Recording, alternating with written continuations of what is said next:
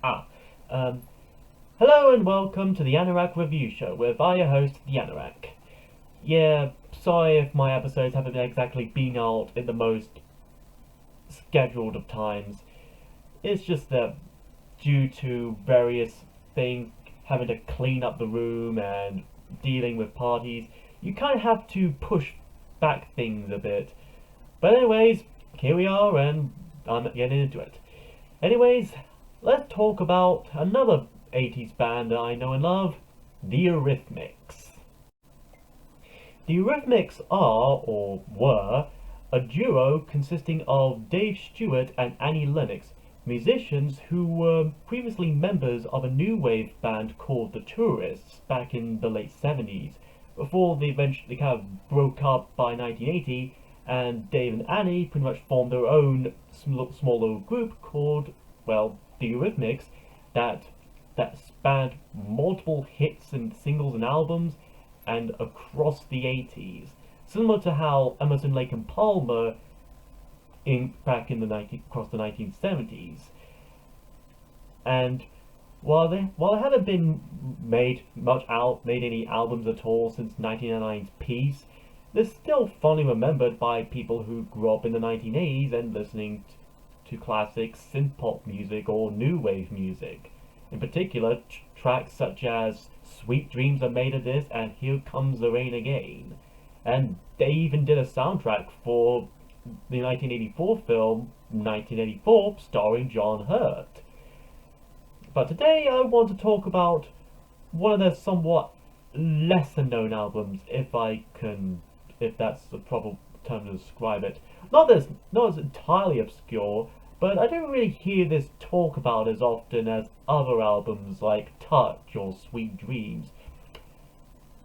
And it's fitting that, as of course, this was released about 35 years ago, and here we are today, named after one of the tracks from their very debut album, In the Garden. This album happens to be called simply Revenge. And going by the cover, it's a very well drawn or well painted cover. It kind of reminds me of like a modern 80s rendition of the classic painting American Gothic, if you're familiar with that painting. It's the same position, same expressions, just kind of like a modern take on it. And judging from the pupils on old Annie here, is she a cat person or something? Makes me wonder why the Eurythmics never did a soundtrack for that 82 Cat People remake. Hmm. At least we had David Bowie. But anyways, on to the music. We start the album with Missionary Man. And boy, is this a good starter to the album. Beginning with this slow build-up of this eerie synth and kind of wobbly harmonica bit that almost sounds like something out of a mix between a western and a thriller. And about 40 seconds in, Annie's vocals kick in, and it kickstarts into a sort of electro gospel, soul rock, blues pop kind of track, and boy is it funky and yet very epic. It's in the lyrics, Annie kind of sings about this person who has a strong faith, and yet he's also very intimate and emotional, and part of that is inspired by Annie's previous fiance, who was an actual Hare Krishna devotee. And it's pretty cool when someone writes lyrics based on their real life personal experiences, and I'm pretty sure Annie does that a lot with her compositions, featuring some very subtle yet somewhat obviously religious lyrics like "I was born an original sinner and he's got God on his side." It's kind of as if it's not just about Christianity or just Muslims or just Judaism or just Buddhism or Hinduism or whatever, but rather just looking at religion as a whole, and the music, regardless, is still very moody and catchy. It's almost kind of like the missing theme song for a James Bond film. And again, I gotta wonder why Eurythmics never got a chance to do a James Bond theme song, especially when other 80s bands like, well, Aha did one for the Living Daylights. And plus, and the icing on the cake just comes from from that simple yet catchy harmonica solo and those pseudo gospel backing vocals at the end. They help to emphasize that kind of themes of being, well, a missionary man, and it's no wonder this song became one of its singles off the album. Next is Thorn in My Side, and boy, is this song anything but a thorn on my side. This is one almost happy-go-lucky music if you don't really read into the lyrics, as they kind of go into a person who's fed up of this partner who's unfaithful or abusive, exploitive, or just all around deceptive. And what I like about it is not just limited to just them being lovers. It could be family members. It could just be a friend that you know, or someone you know in a business or a workplace. It's still kind of open to personal interpretation, and I do appreciate it for that.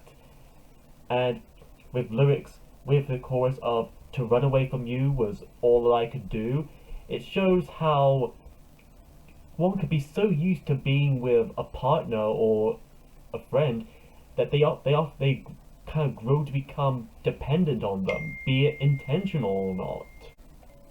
However, there's also a bit of a sense of optimism that's emphasized in the music itself, with a good balance of an acoustic guitar, electric keyboards, percussion, and of course, that rocking saxophone solo is just, like before, that is just the cherry on this little pop music cake. The next song is When Tomorrow Comes. And with a title like that, if the Gorillaz are anything to go by, as we all know, tomorrow comes today. This song was actually the lead single of the album, and while it was only a moderate success here in the UK, it was much bigger in other countries like Finland, Norway, Sweden, and even Australia. So make of that if you will. If a song is, if you're leading a band and you do a single that's not popular in your country, chances are it'll take much more popularity in another country. So take advantage of that if you will. Besides that though, it's still no wonder why this became the lead single of the album. It feels like almost like the perfect mix of 80s pop and rock, with both guitars and keyboards and synth all coming together, not in any conflict or in a battle for attention for the ears, but rather a cooperation, a molding of these different instruments coming together to form this unique style. And it helps to emphasize its lyrics of this person, or rather Annie Lennox, yearning this other person, a lover if you will, and the sense of yearning in both her vocals and the overall music, especially the recurring phrase of "you know I'm gonna be the one who'll be there when you need someone to depend on," as if that person is depending on her as well. And unlike, say, A Thorn at My Side, these two people do feel kind of more genuine, more faithful, more optimistic that this relationship of theirs could maintain and succeed. Such similar themes of yearning and the questioning of faith in a relationship, as well as that mix of rock and pop styles, does continue on with the next song, The Last Time. And this one kind of still delves back into the kind of questioning, like I said, questioning of someone's devotion to a partner or a fiance, and whether or not they actually get along with each other, or if they're spending time with other people, like with you've come to take the roses to give to other girls, well, I'm just a pretty thing that you wanted for a day. It all, and top it off, there's also Annie Lennox's falsetto bit, as well as Dave Stewart's little brief but still very noticeable backing vocals, which do help in emphasizing and enhancing that kind of union and unison that I would come to love in pop songs like this. To me, it's almost to compare.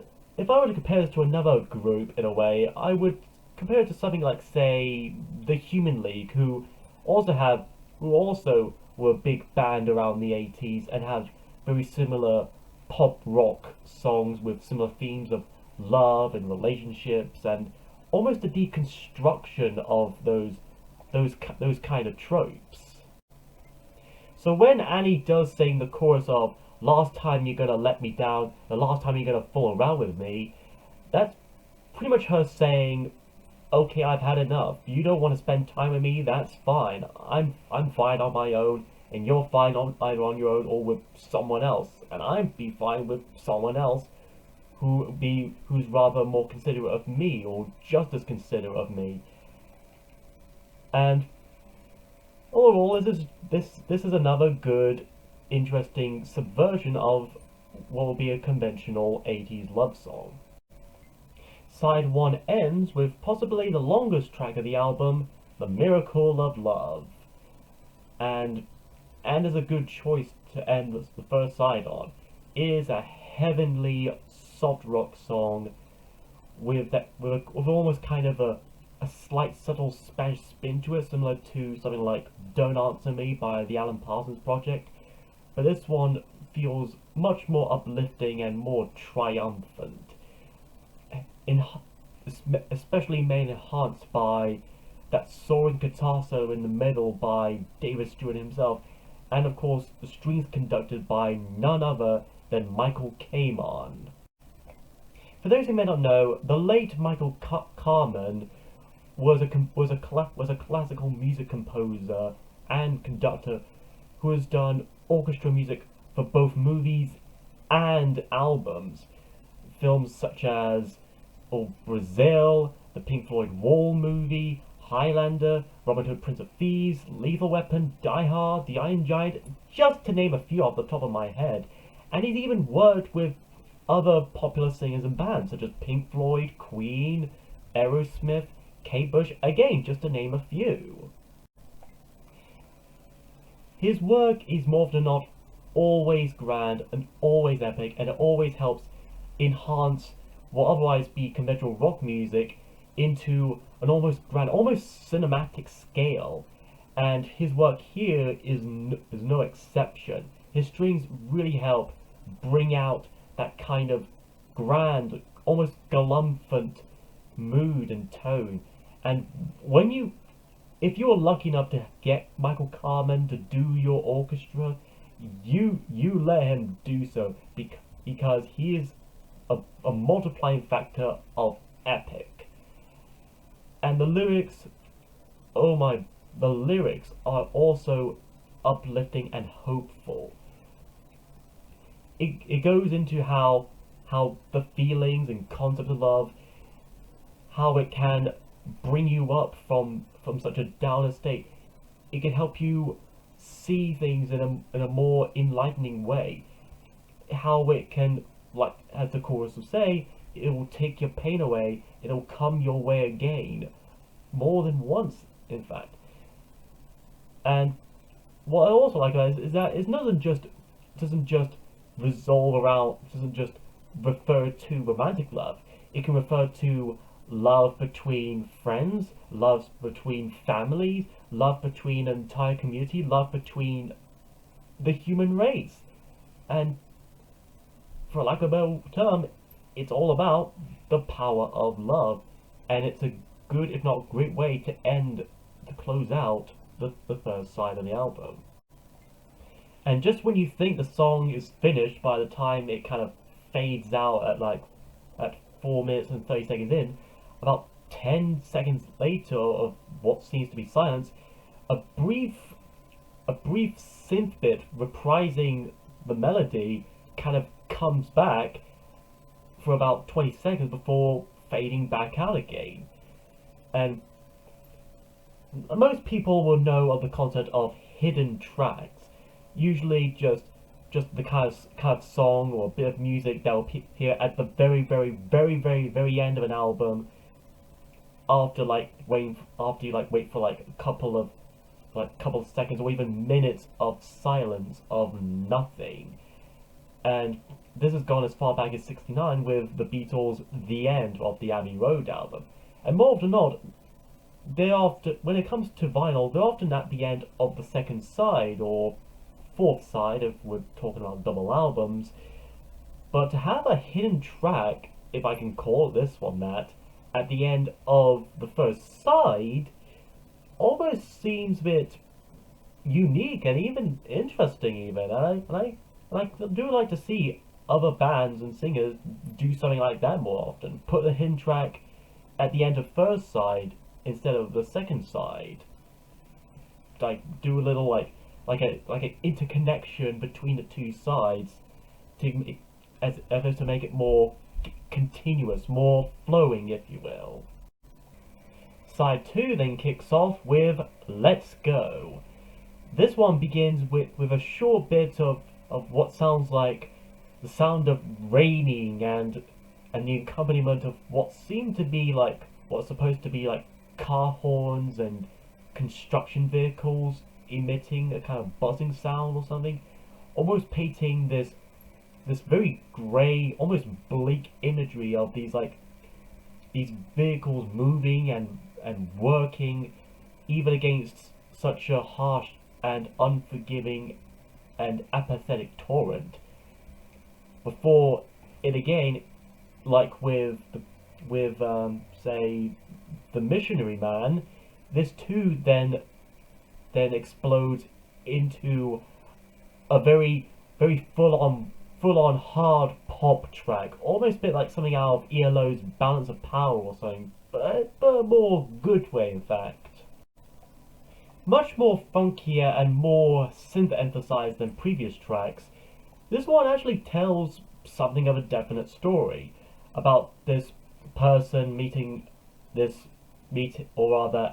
meeting this other person who is dressed in all fancy suit and red tie and everything, and them having good chemistry and deciding to have a brand new romance together, as if to acknowledge the themes and almost stories of previous songs of the album.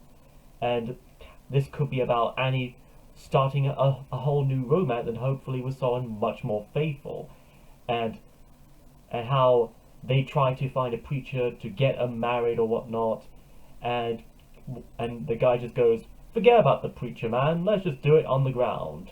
Bit of sexy time. However though, the way I see it, either the preacher man, the mentioning of it is either a little throwback or a bit of a nod to the Missionary Man of the first song, or is probably like an old nod or like a tip of the hat to Dusty Springfield's Son of a Preacher Man song. Or maybe it's just coincidence, but I just thought that sounds like an interesting little detail, little Easter egg. After that we have Take Your Pain Away.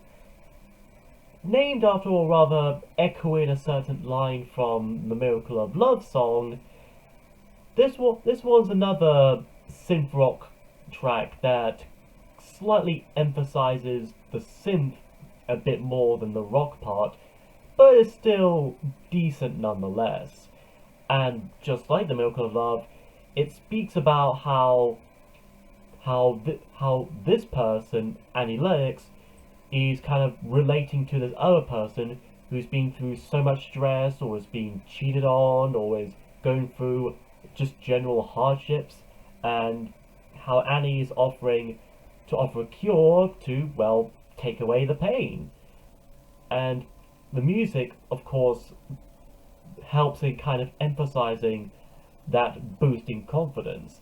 And I would say to anyone who's suffering from not just in like say depression, or maybe you just going through like hard time in your job, or you just having a hard time with your family or your friends, or you're feeling a bit down and out, especially in socially distant times like these, I think this song alone is good worth enough to listen to on any kind of basis at least, if you want a boost of confidence life, if you want to find something to help you keep going.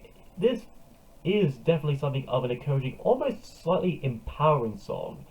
It is a song that definitely speaks to you. It speaks to many people, and that alone is worth such a while. And then we have A Little of You, which is probably not only one of my more favorite songs of the album, though even though every song on the album or anything by the Eurythmics is still good, it is probably one of the more underrated and probably more thought-provoking of Eurythmic tracks. This one, much like some of the other albums, it kind of deals with unfaithfulness, but it also kind of deals with, shall I say, abuse, be it sexual, emotional, physical, mental, any kind really. And it doesn't just try to glamorize or sensationalize it, or trivialize or anything. No, it does try to be sincere and genuine and almost kind of sympathetic to and empathetic to both sides in a way. And especially when Lennox sings lines such as, "When you think you hurt me, you'll only hurt yourself," as if the abuser knows what they're doing is wrong, and they're damaging themselves, and they're realizing that trying to bring pain to others just to make themselves feel better, it's not really all that fulfilling. It's just wasteful, and it's just hurting. And the music does help in emphasizing that emotion. This is another one where the orchestrations of the late great Michael Carmen really shine through. Those strings that almost almost give me vibes of The Look of Love by ABC really help in in enhancing that state of vulnerability and almost almost empathy in a way, just all around empathy. I think that's a good way to describe this track. It's empathetic, it's sympathetic, and this really should have, and I really wish this should have been a single off the album. After that is In This Town, beginning with the sound of what seems to be a crowd clapping, and even hearing bits of cheering, and then we have these really chunky guitar riffs kicking in, almost like something out of a song by The, and almost culminate into a very thick and very all around battlesome rock song, pure, almost one of the closest thing the Eurythmics ever done to a pure rock song. And we still get bits of a very familiar Hammond-esque organ, and even the occasional blasting saxophone solo, which kind of reminds me a bit of Dogs of War by Pink Floyd.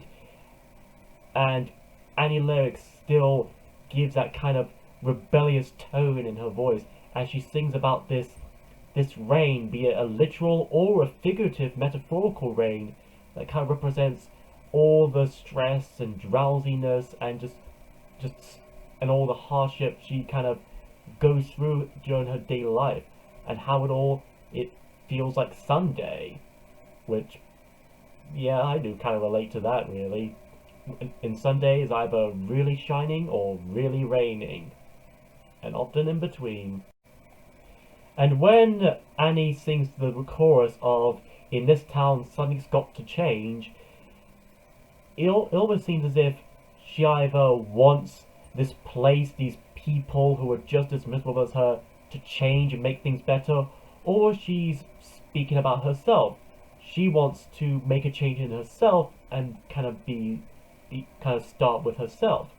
Similar to how with Michael Jackson's Man in the Mirror, he says, if you want to make a world a better place, take a look at yourself and make the change. And while the crowd sounds kind of fade in and out every so often, it eventually comes back at the very end, almost as if this whole song was recorded live or something, which I'm sure it's not exactly recorded live. I'm sure they just like recorded like the sound of the crowd cheering like a previous Eurythmic concert or gig or something, and just kind of insert it into this song. But it's still a very clever illusion of making us think it's a live track, especially with how they recorded most of the instruments of this song. And I gotta commend the producers and audio managers who worked and were involved of this particular album alone, if not in any other Eurythmic albums. And then our comic ends with the grand finale, "I Remember You." Nope, not exactly like "I Will Remember You" by Sarah McLachlan. That one was about me remembering you as in I will in future tense, while this is "I remember you" as in present tense. Totally different context. Joke aside, not only is this a very different song, but this is also a very, like I said, a very grand closure to this album. It's something like "The Miracle of Love" was a good uplifting closure to Taiwan. This is all around and downright bittersweet. It begins with very realistic sounds of constructions and pipeworks, with all those machinery running and the metals and the steels clattering and whatnot. All the while, you could hear the faint sound of a saxophone playing in the distance. A very strong yet very well done contrast between the harsh and brutally realistic industrial machinery and the otherwise relaxing and comforting jazz lounge music of the saxophone. And then we get what sounds like a marching drum beat, as if to emphasize and kind of infuel that kind of droning nature of this tone and atmosphere. And then other instruments building up, such as a very thick, funky bass, some dotty synths that sound like something out of Alan Parsons' I, Robot, and eventually we get some brilliant vocals from the great Annie Lennox. The lyrics in question kind of give off a sense of nostalgia and a long lost yearning for that hopeful and sweetened and sensational feelings of what it used to be like, especially when Annie describes the current setting of this place, how there are these empty shells of houses and broken windows and all that, how it's all turned to ruin, and just in the center of it, these two people, this couple, are looking back at this place and remembering it never used to be like this. It was much more welcoming, more refreshing, more young, like they were in their childhoods. And this is them looking back from like a very old age, and having grown up along with everything else, they've come to realize they've had regrets. They realize that the same places aren't always going to be the same. They either maintain or they're going to decay and rot away. And it kind of shows it, and all of that does show a kind of tragedy to it. And the strings of, again by Michael Carmen, do help to emphasize that sense of tragedy and nostalgia. While while many of the strings in the previous songs were more lighter, more high pitched, to give a more happier, more uplifting feel, the strings here are much more deeper.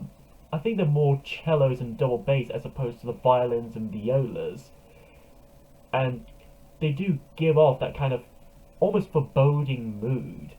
And during all this, that that that march drum, that marching beat, still remains across most of the song, as if to give an almost to emphasize that that kind of cold, heartless machine feel that the world around them has become.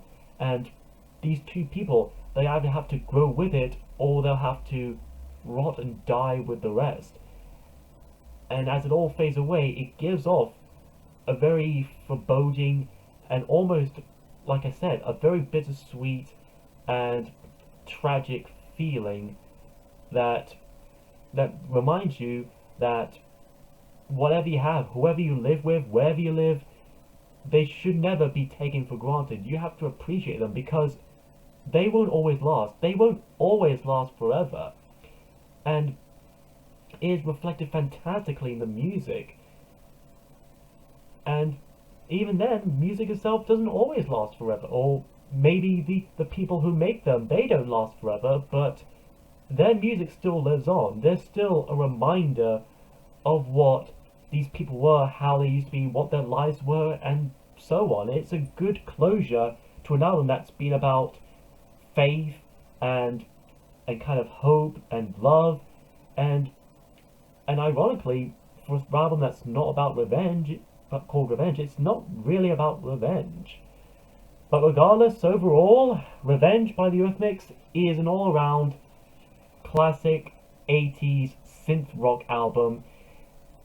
I think it's one of the few albums I think comes close to perfecting a balance between pop and rock music of that decade. And it is a shame that this album isn't really talked about as often, at least compared to other previous albums like Touch, Sweet Dreams, and Be Yourself Tonight. And it's even bigger shame that, as a band, Eurythmics aren't entirely around anymore. They haven't really made an album in like 20 or 30 years. And someday I hope Annie Lennox and Dave Stewart would at least reunite together, if not for to do another album one last time, at least do another little reunion concert or gig or like an ongoing tour, just just to just to show people that the music is still prevalent and relevant to this day and age, and they still have a cult following. And yeah, if you if you want a good 80s synth rock album, or you want a good example of balance between synth and guitar and pop and rock, I say give this album a go and give it a chance, because it is all around epicness. Next time is the 4th of July this Sunday, and hoping I'll be able to get my videos out actually on time, we go back in the high life with Mr. Winwood.